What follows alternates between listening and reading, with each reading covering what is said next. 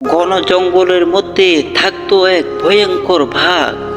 সব পশুরাই তাকে ভয় পেত। সে প্রতিদিন কাউকে না কাউকে শিকার করত। একদিন বাঘটা একটা সুন্দর হরিণকে দেখলো।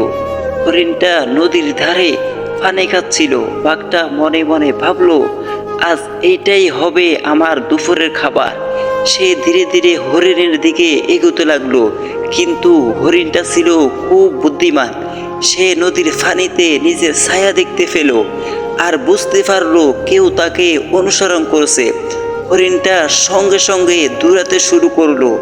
বাঘও দৌড়াতে লাগলো জোরে জোরে। জঙ্গলের ভিতরে শুরু হলো এক ভয়ঙ্কর দৌড়।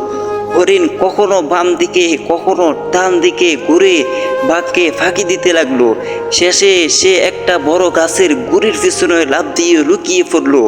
বাঘটা দূরে দূরে এসে গাছের সামনে থামলো, কিন্তু হরিণকে কোথাও দেখতে পেল না। বাঘটা গর্জন করে বলল, আজ বাঁচলি, কিন্তু কাল তোকে পাবই।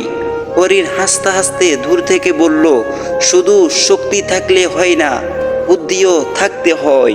শক্তি যত বড়ই হোক না কেন, বুদ্ধি আর ধৈর্য থাকলে যে কোনো বিপদ থেকে বাঁচা যায়।